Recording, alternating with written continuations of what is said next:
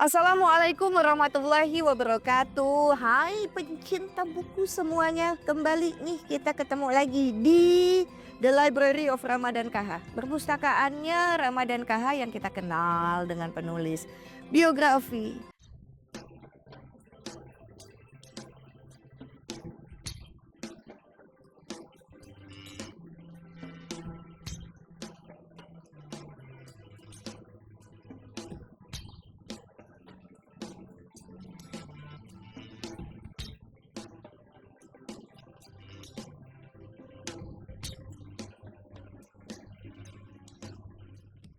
Kali ini saya mengangkat udah beberapa kali membahas tentang buku yang beliau tulis, yaitu Ibnu Sutowo, Saatnya Saya Bercerita. Kenapa mengangkat ini? Karena sebelumnya di buku pertama kami membahas mengenai ladang perminus. Membahasnya sih nggak detail. Ya jangan detail dong. Kami cuma mengantar supaya Anda penasaran dan mencari bukunya kemudian membaca sendiri. Karena tidak bisa sebagai seseorang yang membedah buku, saya nggak bisa pesan moralnya adalah nggak bisa kayak begitu.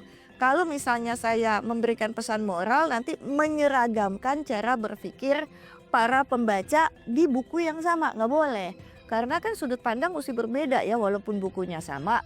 Jadi saya juga ingin mengajak Anda nih untuk membaca bukunya Pak Ibnu Sutowo. Bagaimana nih pendapat Anda? Karena kalau misalnya Anda ingat ini yang nulis udah meninggal Ramadan KH, Ibnu Sutowo juga udah meninggal ya.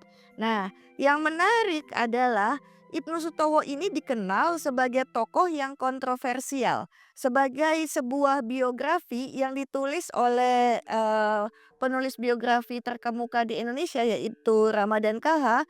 Anda akan mendapatkan bukan hanya nih riwayat Ibnu Sutowo sebagai orang tersohor yang disebut dengan Raja Minyak Indonesia, tapi juga seputar kontroversi, korupsi yang diberitakan melilit Pertamina sebagai sokoguru ekonomi Orde Baru dan menjadi isu terhebat sepanjang tahun 70-an.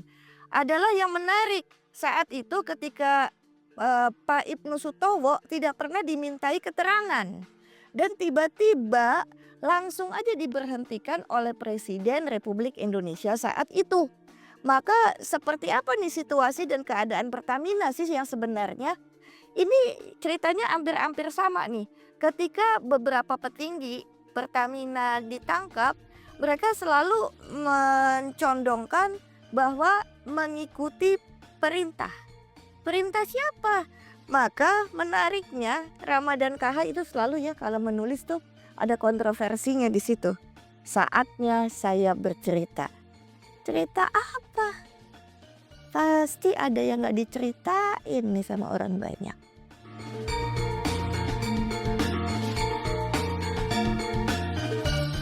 Ketika diajukan sebuah pertanyaan bagaimana renungan panjang sepanjang kehidupan yang telah melampaui jarak waktu lebih dari 80 tahun ini, saya perlu mengatakan bahwa saya tidak biasa merenung-renung.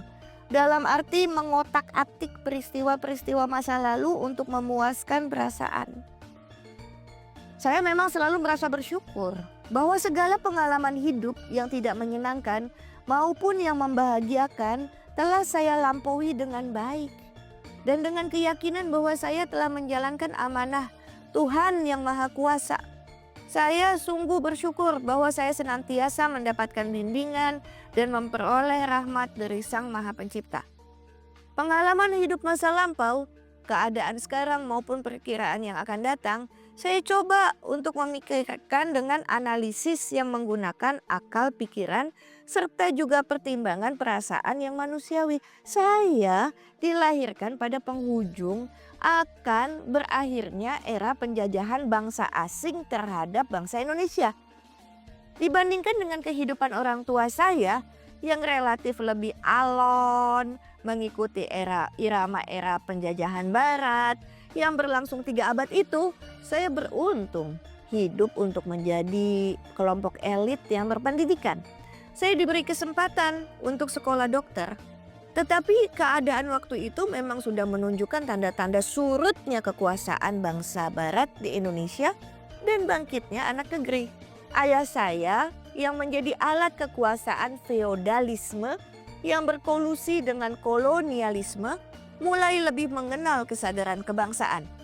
Saya kira beliau juga terpengaruh oleh usaha Dr. Wahidin Sudirohusodo yang berkeliling Pulau Jawa guna mengajak para pangreh praja untuk bergerak mencerdaskan anak negeri sebagai jalan untuk mencapai cita-cita berkebangsaan.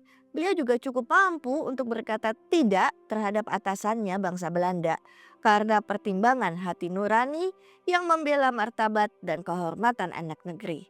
Beliau ikhlas mengundurkan diri dari jabatan wedana yang tentu saja berbagai risiko menghadangnya. Wow. Di buku-buku ini banyak foto-foto. Foto-foto ketika Pak Ibnu bersama keluarga.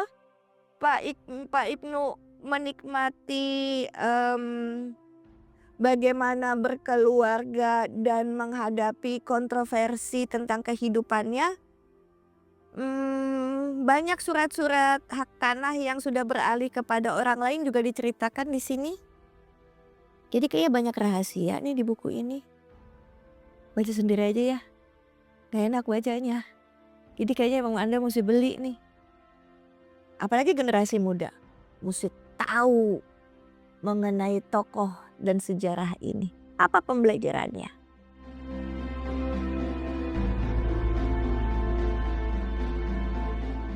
Seandainya Ismail ada di tempat posisi Bapak Ibnu Sutowo, udah mendukung, kemudian kan beliau itu Pak Ibnu tadinya seorang dokter loh, kemudian jadi tentara, habis itu jadi tokoh kunci di Pertamina begitu ya, kemudian mendukung perjalanan bangsa ini, kemudian di tengah jalan tiba-tiba dipecat sama presiden. Kalau kamu ada di posisinya Pak Ibnu, perasaan kamu bagaimana? Bingung mungkin. Tapi kalau saya tahu lebih banyak mungkin muncul marah, mungkin muncul rasa dendam mungkin kalau saya tahu lebih dalam. Tapi dengan informasi yang tahu sebatas ini saya bingung. Jika saya sudah merasa bahwa saya sebagai Ibnu Sutowo merasa bahwa saya ingin mengembangkan negara ini, di tengah jalan saya dicabut, bingung. Ya. Mungkin itu jawabannya. Oke, sip.